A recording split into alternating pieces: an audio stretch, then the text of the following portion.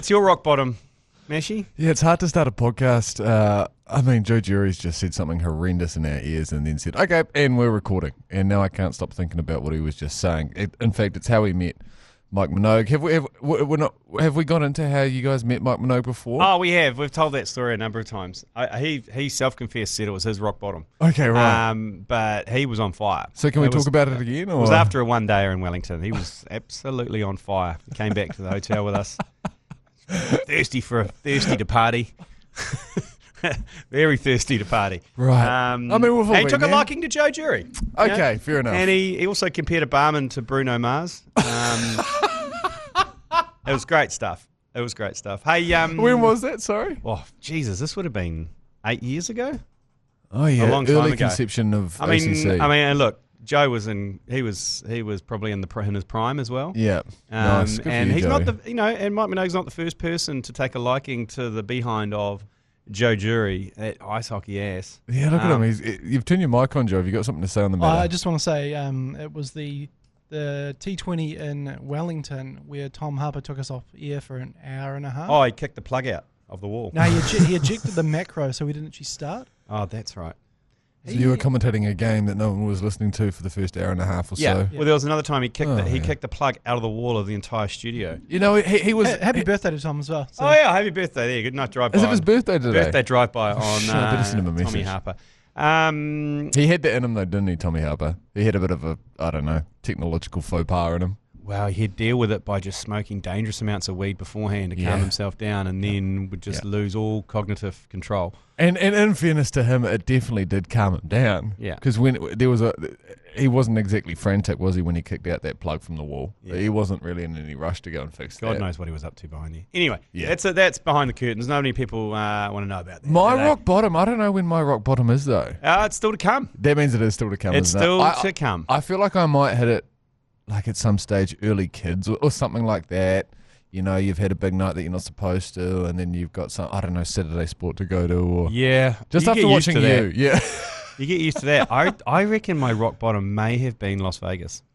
Oh, that's a good one. Yeah. It was a couple of people That flight home, I was questioning so many things. Yeah, that's a good about one. My life, about everything. And we had like a whole day of travel from Vegas to LAX, and then sitting in LAX, it was like sitting in purgatory. Well, how many days did you guys have in Vegas? We had too many. You had nights. 4 or 5 nights, Four nights. Okay, so you had also a domestic flight and then international flight to do on the final that last day to go home. That's my rock bottom. There's a lot of questions being asked, and none of them have been answered. No. So yeah, that was my rock bottom. Anyway, was that a self-proclaimed rock bottom, or did you get told once you got home that this is clearly your rock bottom? No, a rock bottom. I don't think people tell you you're at rock bottom. You just know. You've got to you recognise that. And it's a guttural thing. Yeah, it's a thing. It's a self-reflection thing. I don't say to you, you've hit rock bottom, because you'll go, no, I've done worse. One day I'm going to text you and Joe Jury, and it'll just say, boys, I think this might be it. Yeah, rock bottom. Yeah, I think this might be it. I look forward to that. Well, there's a great bar in Dubai called Rock Bottom, and it is open. It's the latest bar open in Dubai, and it is in the basement of this nondescript hotel. And Rock Bottom is exactly what it is. I think we should run some kind of promotion where we take a whole, because the saying, I don't know if this is exactly the saying, but once you hit rock bottom, you can only kind of go up. Yeah. Maybe we should get a whole bunch of fellas together that have yet to hit rock bottom. Yeah. We go to Dubai. Yes. We spend a night at rock bottom. Yeah. And then from there, we can only go up. Yeah, dangerous place to hit rock bottom, Dubai. Oh. There's a few banana skins around there. You don't want to slip up on the wrong thing, do you? You don't, because you won't come home. Yeah, so anyway, that's something to look forward to for me. Rock bottom's still to come. Yep. It's still to come. Well, you got something to look forward to, You don't even know when it's going to strike. I'm picking with you. It's going to be fairly soon. Yeah, and shout out to Minogue, by the way. I know he's a friend of the show and listens. And yeah, we've all had rock bottoms, and look where he is now. Look where it took him from rock bottom. You'd have to say he's doing okay now, isn't he? Absolutely. Yeah, for sure. Absolutely. Hey, we have got an exciting off the long run this weekend. We sure do. We've got Ryan Fox. It happened. It happened. Finally, it happened. We chatted to him, and it's going to come out this Saturday. Good 45-minute chat with Ryan. We run him through the 22 and 2, That's which right. was had some interesting answers and also some non-answers from him. But good on him for having a go at it. But also, we do talk about there briefly in the end of that podcast is Chasing the Fox, which is a 6-hole event held at Royal Auckland in the Grange. It's happened. This will be the 3rd year this year. Just got announced. So December 12th is Chasing the Fox. I think we're commentating again somehow with TVNZ covering it. Basically, what it is, it's like 8 teams of 3, all playing Ambrose and trying to beat Ryan Fox on his own. And keep in mind, famously last year, it was Team Media that took it out. Yes, Wells. Let's just say it was Mark Richardson won it. Yes, I was caddying Wells at the time. It was a fantastic day, but it was Mark Richardson pretty much only. I think he might have shot 5 under on 6 holes. Yes, Mark Richardson alone. That is, by the way. Yes. So it is 6 holes. It's kind of everyone chases Fox. It's pretty hard for Foxy, to be honest, because I don't think he's not 1-1 because you got some pretty handy celebrity golfers out there. Yeah. So you got a league team, you got a rugby team, there's an Olympians team, there's a media team. There's a TAB Legends team. It's good fun, and it's what golf should be about. It's kind of a little bit of live meets a little bit of, I don't know what other party holes like that. Yeah. And I think it's only going to get bigger. If you get a chance to go, head along. It is great. He's got some exciting announcements coming up around potential other guests. Wow. Because last year, remember, Rory McIlroy was in town. Yes, he was. And we talks about on the podcast this weekend, he talks about how he hung out with him at Te Arai, played a few rounds with him and stuff. And good. And I don't want to spoil the podcast. Almost changed my perception of Rory McIlroy. Yeah, I agree. Don't let the cat out of the bag, whether it's good or bad. No, that's true. Actually, I won't do that. Yeah, it's interesting. It has changed my view of him. Yeah, because he's played a bit of golf with him, hasn't he, over here and stuff like that. We've seen photos of him and at he's mates with and that. Yeah. So I mean, look, hopefully Foxy's going to bring one of his mates. That would be awesome if he did. It's a great day. Again, if because you can go down, can't you? And then you can just buy a ticket for a day and then just park up, drink some beers, and there are plenty of beers. Holy shit, they're not shying away from the beers. There's the Heineken tent. You can make yourself comfortable. And you've got pretty much all access to the fairways. You can walk up. Like I remember the first year that we were there, we were walking up side by side with Shawnee J and some of the biggest athletes that we've got to offer here in NZ. It's an amazing day, and it's all access. So yeah. And Royal Auckland and the Grange, they never really allow anyone who's not got a net worth of about 20 million. Inside the gates of that place. It's pretty insane. And if you're lucky, there's a couple of clubbies that'll be sitting around on some wicker furniture up by the clubhouse, just yelling. Kind of judging everyone. Also, the lady at reception yelling at take your hat off and stuff. And then Petty Weepu walks in with a bucket hat and red bands on. And she goes, ah! And you can see him just look at her going, fuck you. Yeah. I'm not taking We'll be right. Yeah. So the tickets go on sale in September, so stay tuned for that. Hopefully we'll enter a team in that as well this year. That's what we're angling at. Probably in the corporate competition. Yeah, the corporate competition runs a bit earlier in the day, doesn't it? We won it. Fires up. We won it 2 years ago. Did you? Bullshit. And they wouldn't give it to us. Like I said, they're in the school and they go, no, we're not giving it to those guys. And we're like, so did they not actually give it to someone? No, I think they gave it to a corporate team. A proper sponsor, I think, instead of a bunch of... That makes sense to me.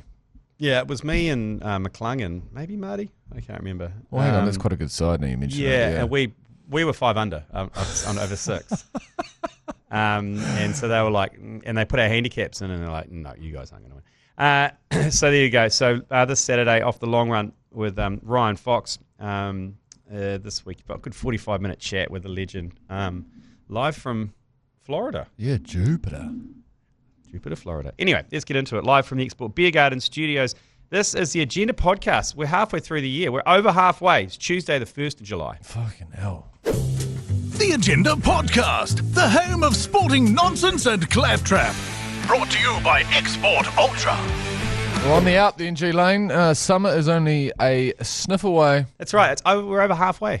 We're over halfway. Who would have thunk it that we're over halfway? I can picture the light breeze now through a linen shirt as we're sitting across the road. Ooh. I'm just... Oh, okay. There's just a specific brewer's breeze. We've got a bar across the road from us here at work, and they do not deserve a shout-out, but here I am giving them one.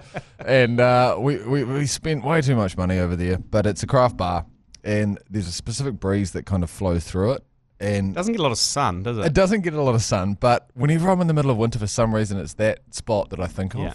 And it's not even the best spot in Auckland, that's without a doubt. But it's just the most convenient. It is just the most convenient, and I'm starting to picture it now. Hey, the curse of the Pinot Wahs. has struck again. Yeah, it's not a good look. Yeah, the worst case scenario. When you see a player go off, like you saw Luke Metcalf go off in the weekend, you're like, that anything around the knee, and it's automatically ACL. Yeah. And unfortunately, it is. He has ruptured his ACL, and he is gone for the season. Why do we have him? ACLs, man. Well, Falau Fakatava, the Highlanders halfback, Yeah. he just removed his. So you can just take them both out? Yeah. He's got no ACL on one of his knees. He blew it out and he just removed it. Does that create some kind of instability around I don't know. lateral movement? No idea. Yeah, okay. But he just got rid of them. And for me, that seems like the logical. But there must be some sort of science behind getting them replaced. Heartbreak for Luke Met, though, isn't it? Oh, no. It's second year in a row. Last year broke his leg. And he was having such a barnstorm. He was leading the Dally M. Because they switch it off mid-season and then you don't know what it is. But when they were showing the results, he was top of the table. So this is going to be a real wounder for the Warriors. So who's going to be stepping in? Mitch Barnett's gone. He's gone. So arguably our two best players are out for the season. Yeah. And classic Warriors, they're going to have to step up. And Tamati Martin. Well, he's done it before. It's his time. He's going to have to step up. He's the chosen one. Yeah. So yeah, that's not great news, but buy this week. We've got to buy this week. So bit of time on the train. 2 points, bit of time on the training turf, and hopefully we can sort a few things out. But so heartbreak. Thoughts and prayers to Luke Met. So where do you get points for a buy? You get the win. This isn't a nice thing to be talking about just after he's blown out his ACL and taking the second season in a row out, pretty much. But I was watching him play on Saturday. Are we sure he's not running a rinse? No, he's definitely not running a rinse, but he's definitely running the burst fade. He's got a big mushroom head. Yeah, he's definitely guilty of a burst fade. Yeah, and I think if you play rugby or rugby league, you need to remove your sideburns to at least 5 centimetres above your ear. That's the rules, I think. Yeah. Yeah, you've noticed that? It doesn't have to be a mullet. You just got to remove sideburns gone to at least halfway up your temples. Was it Grant Fox that did that originally? Yeah, he was the pioneer. Yeah. And what is that called? Just the reverse sideburn almost, isn't it? Oh, yeah, I don't know what it is. And did he fade it up, or was he just more of a hard line? Nah, hard line. Yeah. No, nowadays it's all faded up. It is, isn't it? You know, you go into they charge you $50, they take about a millimetre off. Yeah. So, yeah. And hey, in more knee injury news, it's a great start to the potty. Yeah. The Tamati Williams, he's ruled out for the series against France. When did this happen? The injury actually happened in the final. Oh. Yeah, and so I think they've checked him out and gone, okay. But replaced by his teammate, George Chickabauer. Okay. Well, George Bauer has come in as cover. But it's a shame because we need more monsters. We do. And the Mighty Williams is one of the biggest monsters of the lot. And I feel like he's kind of coming into his own. Like, you know, he's quite chirpy on the field. He's got a bit of something about him, doesn't he? He's living up to his chirp, you know, because he looks like he's quite annoying to play. And I quite like, I mean, it's annoying when I'm a Chiefs fan, but as an All Blacks fan, I quite like how he can go into a scrum 140-odd kg of a man and just monster someone and then chirp them. I love that. He's got that in him, and we need it. And have you also a bit of media around other All Blacks boring? You know how we always talked about it? We've always talked about it here, again, ahead of our time a little bit, about there needs to be more smack talk. I think we've talked about the fact that Super Rugby needed to be like UFC. I think we might have brought it up a couple of years ago, last year at least. More smack talk, make it more interesting. Mm. And Rico Ioane and Mike Hosking-Satutu want to go Ioane, you want to go. Have been doing that this year. And so have the Blues and Moana. And it's divided people. But I think people are starting to swing over and say, I quite like it. I think we should do what they do in the UFC, where you've got those press conferences where you have, 3 from each side. And then you've got a mediator in the middle, and it's just pre-match, and you've got journalists asking a whole bunch of questions, and it's like, Rico, who do you think's going to dominate this weekend? And then he gets a chance to chirp up, and then you've got DuPont over the other side giving him some chirp back, and a bit of back and forth. That would be awesome. Yeah. I think that's something we should look at doing, some pre-match kind of press conferences. Yeah. But I mean, I don't know how else you get it. Even if it's engineered. I don't care. Are people too embarrassed these days to stick their neck on the line? I think it's a bit of that as well, isn't it? Totally. Is you're just not ready to quite look like a penis if it doesn't go your way? It's not social media and shit. It's not the Kiwi way, is it? We're kind of humble. We'll let our talking stick to the field. You know, our actions speak louder than our words. That's kind of how the Kiwis roll. They do.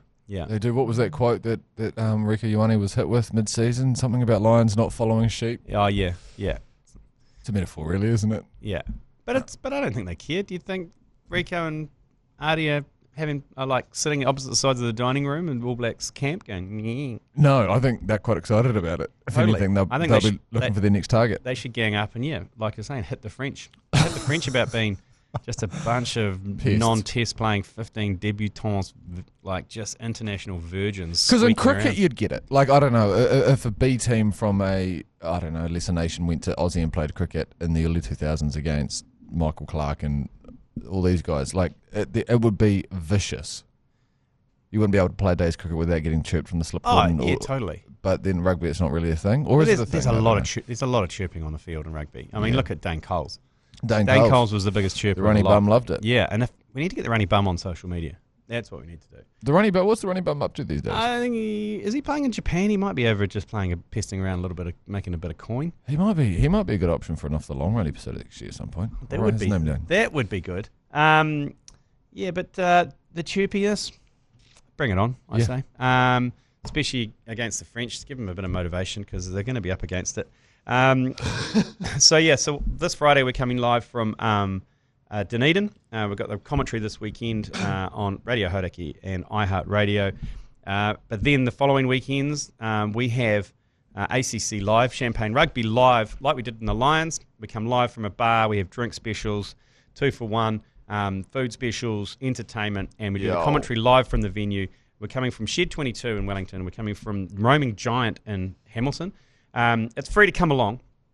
Both those All Black games are pretty much sold out, so you can't go to the game. So next best thing, come to a bar with 300 or 400 other rugby fans and get amongst it. If you want to, it's free to book. Just text Shed to 3236 if you want to come to Shed 22. Follow the link. And ACC to 3236 if you want to come to the Roaming Giant in the Tron. It's going to be pretty loose. Wimbledon started. Yes, it has. You a big tennis fan? Not at this time of the tournament. I'm not. More a Sabalenka fan. Yep, massive Sabalenka fan. I can get behind Carlos Alcaraz if I feel like it. I think I'll start showing interest about quarterfinals time. Wimbledon. Interestingly, it's on ESPN exclusively. Is that right? Yeah. I thought it might have been on Disney Plus. Didn't we get a press release at some point? Same thing. Oh, is it the same they're on thing that these Disney days? Plus. I got it exclusive. It's a good time. I've tried to go to Wimbledon. I lived in London for 5 years. I tried to go to Wimbledon. Here we go. And it's quite difficult. Why? Because, it's not difficult. You've got to have a lot of patience. And nothing, English people love nothing more than lining up. Okay. And you have to line up for like 2 or 3 hours.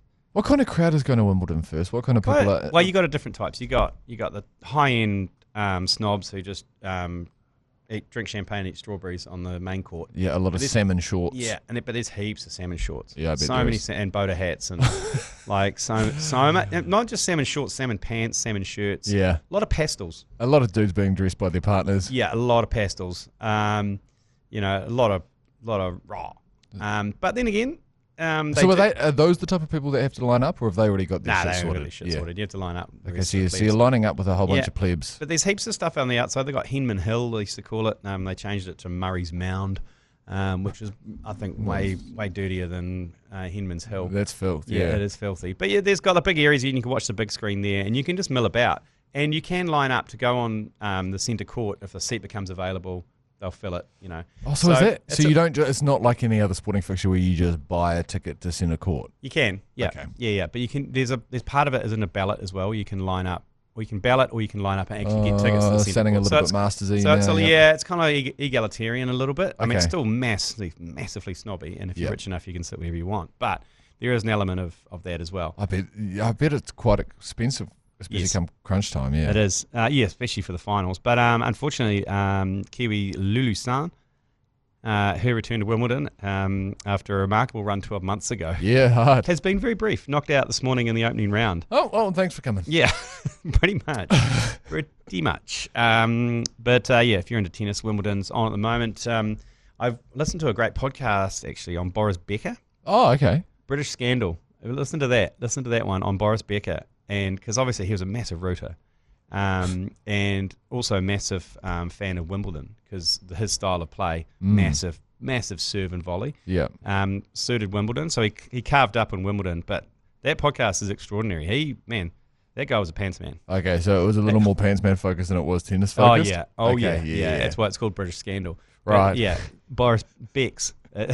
Man, what he got up to in a broom cupboard in a restaurant is extraordinary. You know, I feel like you could just tell me. What did he get up to in a broom cupboard in a restaurant?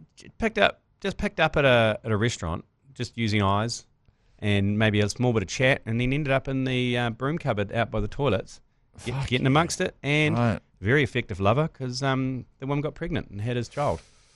Told him a few years later, but... Okay, I am going to go and listen to that podcast. It was extraordinary, and all while he was winning Wimbledons and US Opens. Wow, terrible with money though, shocking with money. Okay, and you'll find that out. Great at impregnating people inside a broom cupboard. Shocking with money. Fantastic when it comes to his financial decisions. Also, county cricket is well underway over in. Jesus, so we're looking at county cricket now, are we? Yeah, but only because getting slow, G Lane. Only because Jimmy Neesham's playing. Oh, how's he getting on? Terribly. Because. Surrey versus Durham. Now, here's Surrey's first innings. Rory Burns caught Robinson, bowled Neesham. Well done, Neesham. 55 he got. Oh, some names I know in there. It's like, ooh, well played. Yep. Then Dom Sibley, who also played a bit of Test cricket for England. Yes. Caught Ackerman, bowled Rhodes. He scored 305. Well, hang on. Yeah. So Rory Burns missed out. I tell you who really missed out. Ryan Patel caught Robinson, bowled Rain. He got 10. Oh, striking at a 45, I see as well. Then in comes the twink, Sam Curran. He caught by Neesham. Well done, Nish. Good player. 108. Dan Lawrence comes in. He's caught by the subfielder, bowled Hogg. He scores 178. Jesus Christ. And then Will Jacks comes in. Hogg gets him. Well done, Hogg. But he's already scored 119. Then Jordan Clark comes in, gets a quick fire 24 off 16. Josh Blake comes in. He just goes out for a 4. And then Tom Laws gets LBW, and they said, you know what? I think we should call it here. We're 9 down. 812 for 9. Holy hecker.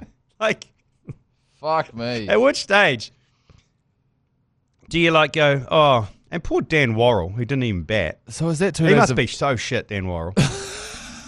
So shit. You see everyone else. You see how many centuries? 1, 2, 3. 3 centuries and a triple century. Oh, fuck, this was we are not letting Dan Worrell get out there, boys. No, and it's let's wrap this up. Mate, this is a road. Bro, you could probably score a few runs out there, Dan. And he'll go, oh, awesome. Now we're going to declare. Daniel Worrell, if I know cricket, he might be one of those number 11s, that are just so terrified to bat. Every team's got a guy that just will do whatever they possibly can to not bat. But you still want to score a few runs. But surely you're looking at those boys that have scored finger. 305 and thought, maybe I could get a couple out here That's today. A de-shrinker for Dan Worrell. Yeah, I don't know how bad I'm sure he's not a Chris Martin. So is that 2 days of batting? Is it for Surrey or Durham that is? That was Surrey who scored that. It's 160 overs. So you'd have to say Nish got some work to do. They're still going at 5s. I mean, they went at 20 for 9 at stumps on day 2. Not bad bowling figures for Neesham, actually. 1 for 80. Oh, that's not too bad in the big scheme of things. Yeah, with a team that scores 820. Is Neesham our biggest cricket mercenary? As in the most unlucky almost? No. In terms of he'll play for anyone. Oh, yeah. We'd commentate the opening of a window. He would play cricket for anyone who's got a bat and ball. I'm pretty sure, was he playing in the Major League Cricket? He was playing in the Pakistan Cricket League. He's playing in the UAE Cricket League. He's playing now county cricket. I think he might have played in pretty much every cricket game there's ever been because every competition. He could have because all the big games. I feel like he'll just pop up in. He might have played. That's international and domestic, by the way. That's actually worth investigating whether he has played in that Canadian league as well. Yeah, and he's played in the IPL. So definitely the IPL. Has he played a BBL? Big Bash? I'm pretty sure he's played in the Big Bash. Okay, he's obviously definitely played in the South African. What do you have for food? He's played in the South African one. He's played in the Pakistan one. Has he given the Caribbean a crack yet? 100%, surely. He must have. Yeah. Okay, we're going to find We'll this do out. some research. He's probably potentially the world's biggest. I actually know Dwayne Bravo, and the West Indians. The West Indian boys. That's fair. Yeah. Dre Russ, all those guys. They've probably paid more. But I don't think they haven't paid county cricket. I don't think. Who's the biggest cricket sluzzer? Yeah. That's what we want to find out. Yeah. Who's the biggest cricket sluzz? I'll find that out and bring that answer tomorrow. Great. Okay, we'll take a quick break and we'll be back because we've got quite a few yours pleasers to get through on Tuesday. Yours please.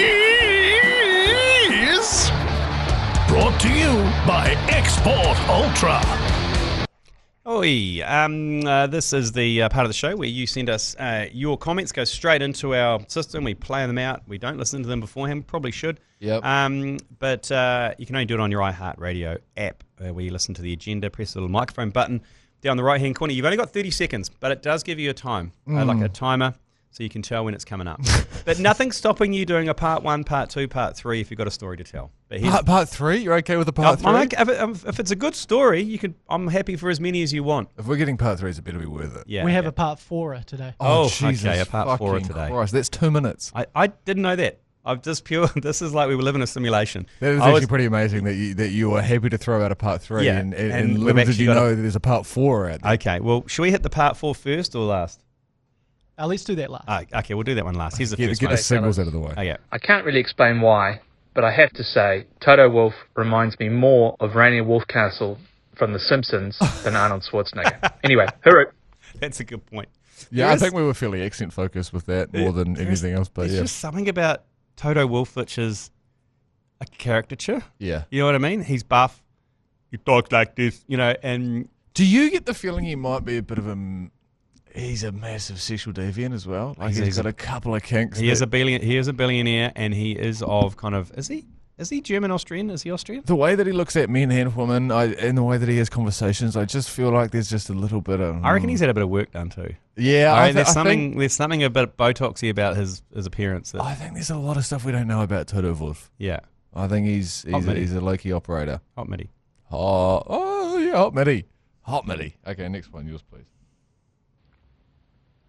Hey fellas, sharing billeting stories. yes. Back in 2000, I believe, Christchurch boys into school. Our hockey team billets took us all to a strip club on Tuesday night. First ever strip club for a lot of us fellas. A lot of stories made that night, but the two best things were our school couldn't really do anything about it, and the rugby boys were jealous as hell. Good times. Love yous. Fuck yous. Oh, that is magnificent from That's the hockey awesome. boys. Yeah. Hey, what kind of billet's that? Oh, what should we do, boys, Tuesday night? You guys want to go to the Rippers? We're going to the You want to go to the Peelers? I mean, Yep. What Peelers are open on Tuesday in Christchurch? It must have been Calendar Girls. I'm pretty sure growing up there was only one in Christchurch, and it was CG's, Yeah. So they would have had to been 18, though. What a great... Do you have to be 18 to go to a stripper? Of course you do, yeah. Absolutely.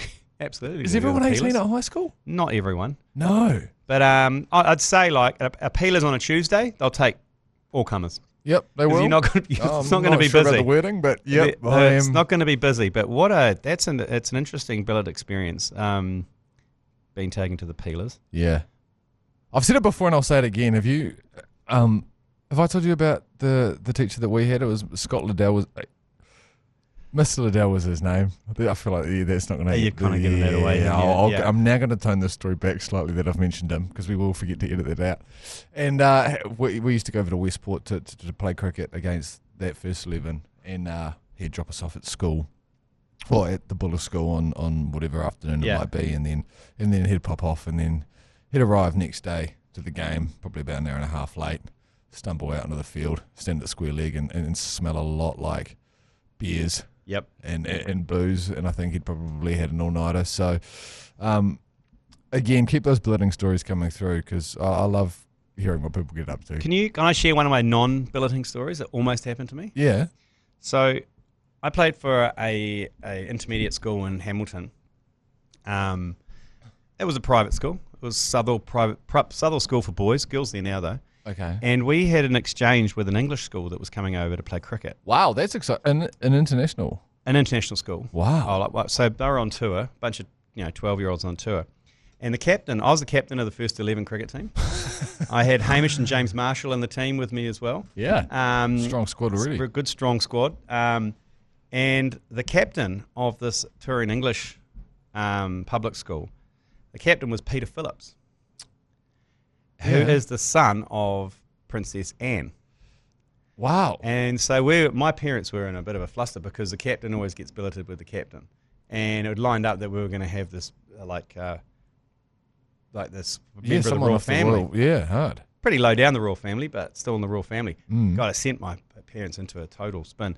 But tragedy struck a couple of weeks before they went to depart to New Zealand, when his dad got busted sleeping around and got someone pregnant. Someone, Mark Phillips, the dad, was a bit of a pest. Right, okay. And a whole lot of controversy around that, and it was all through the papers, so he couldn't come. Okay. Yeah, nice. so he didn't even came over. So who? I was thinking, should I take him to the peelers? Yeah, that would have sounded like something that maybe he was into if there's anything like his father. What do we do in Hamilton?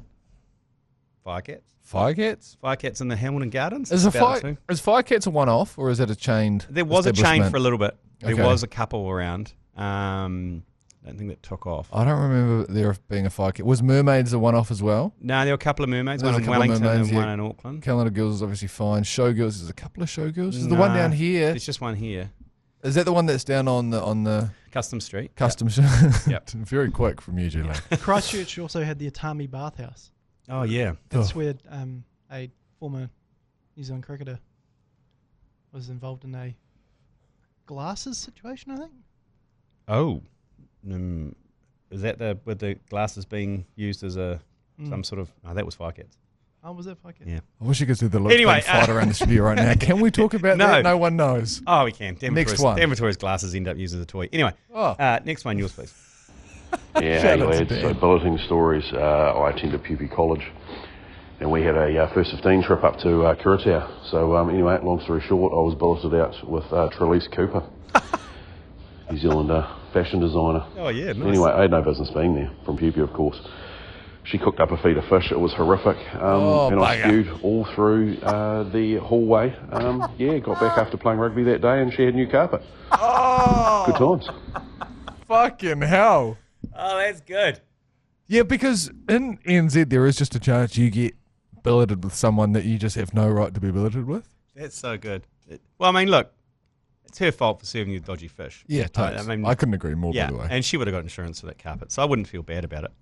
Oh, that was a big concern, wasn't it, about billeting, was what were you going to have for dinner if you were a fussy eater? I was all right, luckily. I'd be quite happy with most things, but I remember that being a real concern for a lot of kids that I went to school with, is if they weren't able to eat anything that wasn't just kind of beige. It was a scary time. I think it's a lost art form, the billeting, because it doesn't happen anymore. Oh, can you imagine if kids had to do it now? Oh, they'd freak the hell out. It would be a lot for a kid to get their head around. I used to compete in the Gwyn Shield, which is again an intermediate school competition, and they used to have they had a tournament up here, and I was representing, I think it was.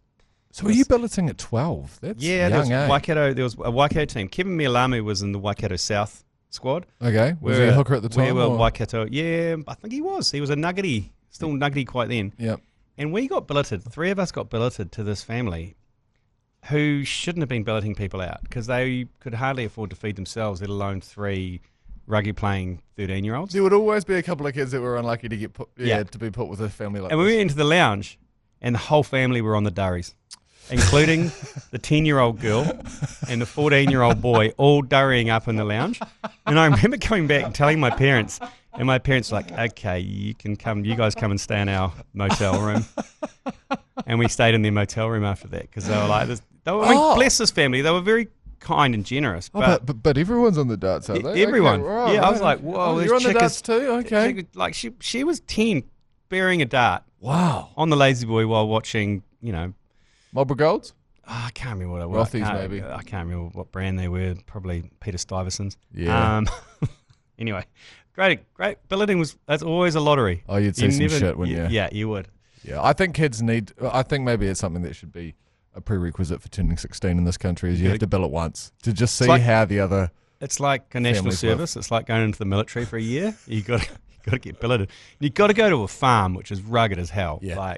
I'd recommend like the West Coast of the South Island, or actually just anywhere in the South is a great place to billet. A lot of learning to be done down there. Another one got billeted. I got billeted out. Where was it? Might have been like Central North Island somewhere, or around that kind of Masterton. No. I had mates that shore sheep on what was billeting. We went out and shot rabbits. I'd never shot a gun before in my life, and I was out blowing rabbits' heads off. And you do all this in 24 hours? Like, yeah. I've only billeted 3 or 4 times in my life, but every time I've billeted, there's been a core memory of mine established. Yeah, and there's no way now you'd send a bunch of 12-year-olds out with a shotgun shoot rabbits. Go have fun, boys. Yeah, you don't even know them. Right, do we have to get to this 4-parter yet, or? One more. Okay. Yours, please. Yeah, afternoon, lads. Billeting story. Ended up on a school trip in Shanghai. Oh. And I was getting billeted there for a few days. We all were, a few Kiwis. My host like going to karaoke on a Saturday arvo, and I was like, oh shit, yeah. So he took all the boys, you know, a few Kiwis went. They don't check IDs over there, so the Chinese are very respectful. Me and my mates, on the other hand, weren't, and comb it out at my family's dinner table that night. It's such a Kiwi thing to do. You're fucking so excited, eh? It's absolute pigs and shit. Like, just can't help ourselves. I know. It's the same as actually. It's in most like kind of Asian countries, whether it's Japan or China or whatever. They kind of respect the laws, and if you're not 18, you shouldn't be drinking piss. But they're not going to check. There's still a vending machine to buy beers. The issue with me is I felt a bit of national pride hearing him tell us that story, though. Like, that felt good to me. It wasn't like, oh, come on, man. And my 12-year-old bought a beer in Japan because I said, bet you can buy a beer. He goes, oh, I don't know if I can. I said, I bet you can because you have the self-checkouts and you had the king-size Asahi. Yeah. Think. And a thing comes up on the screen. It's all in Japanese, but one button is, like, red and one is green. And I said, just press the green button. Green one is, I'm over 18. Yeah. And then puts his money in and just walks out. Well, I suppose because no Japanese person below the age of 18 is going to even think about doing something like that because that is against the law. Yes, and my nieces are half Japanese, so their cousins are Japanese, and we told them the story, and they were horrified. I bet they were. They wanted to disown, mainly Ralph, my son, and I was like, you'd be happy to disown him. I had nothing to do with this. It's disgusting. Shame on you, Ralph. Shame on you. Okay, four-parter. No breaks, just straight into it. Oh, here we go. Yours, please. Yeah, g'day lads. Hey, billeting stories. Yes. So, it's a high school rugby tour to the UK in the early 2000s. First time the boys ever been billeted out, and one lucky lad gets billeted out where evidently he's staying in the sister's room of whoever's been billeted. I don't know where she was. She wasn't home, but he's lying down and felt a lump under the mattress. So he's like, fuck, I've got to investigate this. So he pulls up the mattress, and what he finds is a Swiss Army knife of lady pleasures. I mean, this thing had everything. It had ball bearings. It could go clockwise, anti-clockwise. It could tickle things. It could do everything you wished these lady pleasures could do. But being country lads, we'd never seen anything like this before. So he thought he'd better adopt it, give it a good home, and bring it on tour with us. Oh no! So this lady pleasure had seen the world, mate. It was in every team. It was in every team photo. It's been to the same ends with us. It was been everywhere, mate. So to this day, I've never been in a rugby team that had been so close. It became our mascot and really brought the lads together. But come the end of the tour, we just can't leave this thing behind. But no one wanted to put it on their bag to get it back home to NZ. So we hatched a plan, and the plan was to put it in someone else's luggage. So as rugby tours are, that you always have a few chaperones, so we snuck it into one of our bags as a chaperones to bring it home. And they didn't know, but put it in there, and we thought this is going to be a great laugh. They're going to get pulled up to the airport, all that kind of stuff. But that was the last time we saw Dylan the Dillo, so Dylan. Yeah, rest in peace. Oh, see, look, that was worth the four-parter. Yeah. That was worth the four-parter. Like, that is... I really want to know... I mean, obviously that... A lot of follow-up that questions, lady's going to come home and notice something's been stolen from her. But why was she hiding it between the mattress and the mattress base? That's often a place that those kind of sort of things are kept. Is it? Yeah. So I hear. I had a group of mates who played golf together quite a lot, and they... On one hole, they were playing a game of Ambrose competition, and they found a pink G-string, like, draped across one of the tee boxes. Feels like the type of story that Wells would tell. Was Jeremy Wells involved with this? No, he wasn't. Oh, okay. And they picked him up as a joke and, like, strung them over someone's driver or something. Yeah. Classic. Yeah. And then they went on a complete heater, and the pink G. And they won the tournament the next like 12 holes they aced pretty much. Wow. And they won the competition, and it's known as the Lucky Pink G. I can see why. So now it's being passed around from member to member. Every time they have a tournament, you've got to bring the Pink G. Has it ever been washed, the Pink G or anything like that? No. Oh, lovely. A nice soiled Pink G. Yeah. Winning tournaments I never for said you. it was soiled. No, but I mean, let's be honest. You're presuming it is. If it's left on a tee box. Yeah, and I think it's that. It's a soiling that would bring the lucky element, I think. Yeah. Well, it's like when we played the Dulux Tradies 11 at Bay Oval. We have a function at the Bay Oval the night before. Oh. And with the ground staff sent us a photo that night. Oh, no, early the next morning, saying, presume this is one of yours. And then it's got the covers and all the stakes, and there's a bra hanging over for one of them and a pair of nicks over the other. Yeah. And we're like, well, can't confirm or deny whether those are ours or not, but guess they're yours now. And they're like, thanks. Yeah. Stoked. Anyway. Okay, well, keep those coming through, by the way. We'd love to get some more billeting stories throughout the week. Oh, I got so many as well. Oh, and I'm sure we can tell a few more of ours. It was kind of something that happened half a dozen times a year.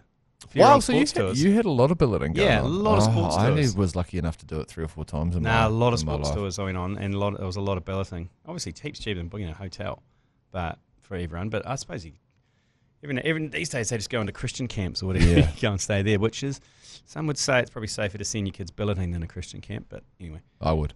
Can I just apologise as well for the low ebb today? I've had an absolute shocker of a morning. I love doing this podcast more than anything, but I have been sitting here for the last 45 minutes in a wet pair of undies. Last night I put the washing out and I forgot to put, you know how at the moment in Auckland it's a bit hard to get. Have you only got one pair of undies? No, I was just a bit behind. I know. Okay. Yeah. This is on you. No, it is on me. It is 100% on me. I just needed to confess that that's why I'm sounding like I might have been sitting here in a wet pair of undies, is because I have been sitting here in a wet pair of undies. Why are you wearing undies at all then? Just don't wear any undies. I've got jeans on. I did think about going commando.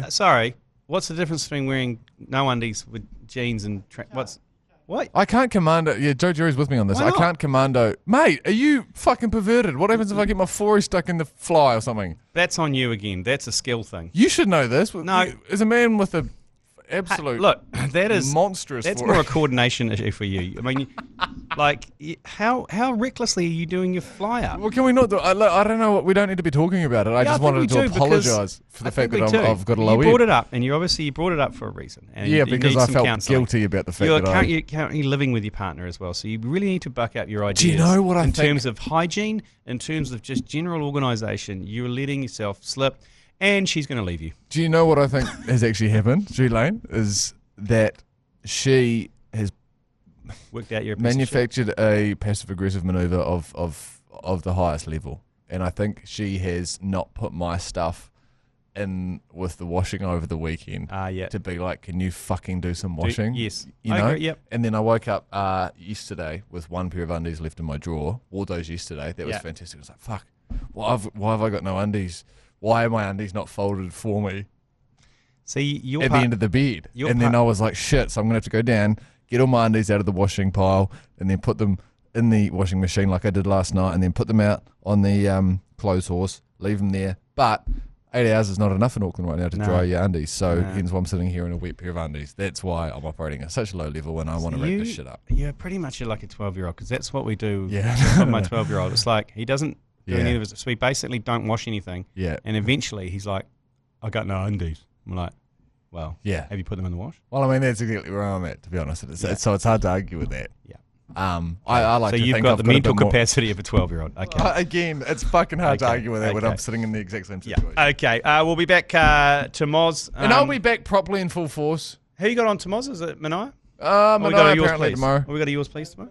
We got Mania. I got Mania on tomorrow. Minniezy's on tomorrow. What are you doing tomorrow? You're off. Holidays. School fucking holidays. Yeah. Speaking of your little shits. I know. Hey. Well, you talk about my kids like that. They are little shits, let's be honest. Pippa's not. Just two of them. Pippa's an angel. Oh, God, you love Pippa. So much more than the other three. So much. You've been listening to the ACC's Agenda podcast, brought to you by Export Ultra. For more episodes, like and follow on iHeartradio or wherever you get your podcasts.